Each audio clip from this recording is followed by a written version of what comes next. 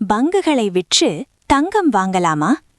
எகிரும் இடிஎஃப்கள், தடுமாறும் ஈக்விட்டி, நிபுணர்களின் master plan.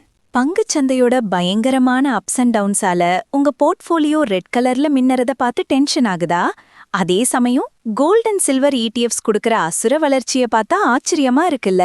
2025ல stock market ஆம வேகத்துல, அதாவது ஸ்லோ மோஷன்ல போயிட்டு இருக்கும்போது gold and silver 75% to 120% returns கொடுத்திருக்கு. இதனாலேயே இப்போ எல்லாருக்கும் ஒரு பெரிய டவுட் வந்திருக்கு. கையில இருக்கிற ஷேர்ஸை வித்துட்டு மொத்தமா தங்கத்துல இன்வெஸ்ட் பண்ணலாமான்னு. ஒரு பக்கம் நிஃப்டி அடுத்த லெவலுக்கு போக வெயிட் பண்ணிட்டு இருக்கு.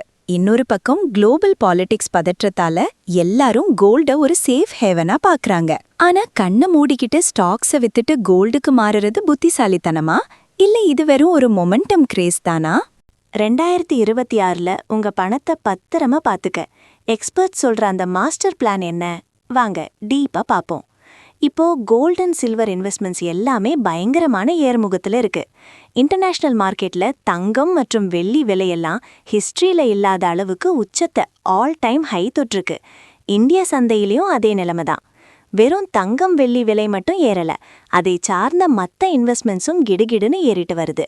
முக்கியமா கோல்ட் அண்ட் சில்வர் இடிஎஸ் ஒரே நாள்ல 5% வரை ஏறி முதலீட்டாளர்களுக்கு ஒரு பெரிய இன்ப அதிர்ச்சியை கொடுத்திருக்கு.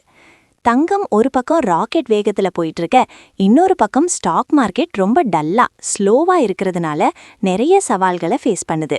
இதனால தான் இப்போ இருக்கிற இன்வெஸ்டர்ஸ் மனசுல ஒரு பெரிய கேள்வி: பங்குகளை வித்துட்டு அந்த காசை அப்படியே தங்கம் மற்றும் வெள்ளியில மாத்திடலாமா? பங்குச்சந்தை ஏன் தடுமாறுது? மார்க்கெட்ல இப்போ நடக்கிற இந்த குழப்பத்துக்கு முக்கியமான காரணம் ஓவர் வேல்யூவேஷன். குறிப்பா ஏஐ அண்ட் டெக் ஸ்டாக்ஸ் எல்லாமே அதோட உண்மையான மதிப்பை விட ரொம்ப அதிக விலையில ட்ரேட் ஆயிட்டு இருக்கு.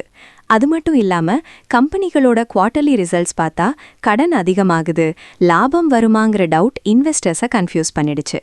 இதோட சேர்த்து குளோபல் லெவல்ல நடக்கிற அரசியல் பதற்றங்கள், ஸ்லோ எக்கானமி மற்றும் ஜியோபொலிட்டிக்கல் டென்ஷன்ஸ் இந்திய சந்தை மேல ஒரு பெரிய அழுத்தத்தை கொடுத்திருக்கு. இந்த டைம்ல தான் எல்லாரும் தங்கத்தையும் வெள்ளியையும் ஒரு சேஃப் ஹேவனா பாக்குறாங்க. உலக நாடுகளோட சென்ட்ரல் பேங்க்ஸ் தொடர்ந்து தங்கத்தை வாங்கிட்டே இருக்காங்க. அதோட மிடில் ஈஸ்ட் டென்ஷன்ஸ் தங்கம் விலை ஏற ஒரு மெயின் காரணமா இருக்கு. இதனால பயந்து போன ஸ்டாக் இன்வெஸ்டர்ஸ் இப்போ மெதுவா வெளியே வந்து கோல்ட் அண்ட் சில்வர் இடிஎஃப்ஸ்ல பணத்தை போட ஆரம்பிச்சிட்டாங்க. எக்ஸ்பர்ட்ஸ் கொடுக்குற அலர்ட்: ஏன் இப்போ கவனமா இருக்கணும்? தங்கம் உச்சத்துல இருக்கிறப்போ புதுசா உள்ள நுழையிறவங்க இந்த 3 விஷயத்த கண்டிப்பா பார்க்கணும். 1. இது என்ட்ரி கொடுக்குற டைம் இல்ல, not the right time to enter. தங்கம் விலை ஏறத பார்த்து ஆசைப்பட்டு இப்போ புதுசா மொத்தமா இன்வெஸ்ட் பண்றது ரிஸ்க். இது என்ட்ரி பாயிண்ட் கிடையாது. உச்சத்துல போய் வாங்கிட்டு அப்புறம் விலை குறையும் போது மாட்டிக்காதீங்கன்னு நிபுணர்கள் எச்சரிக்கிறாங்க. 2. எக்விட்டி தான் உண்மையான வெல்த் கிரியேட்டர். பதற்றமான நேரத்துல தங்கம் கை கொடுக்கும், ஆனா லாங் டேர்ம்ல பெரிய லாபம் கொடுக்கறது ஸ்டாக் மார்க்கெட் தான். அதனால உங்க போர்ட்ஃபோலியோல இருக்கிற மொத்த பணத்தையும் தங்கத்துக்கு மாத்துறது தப்பான முடிவு.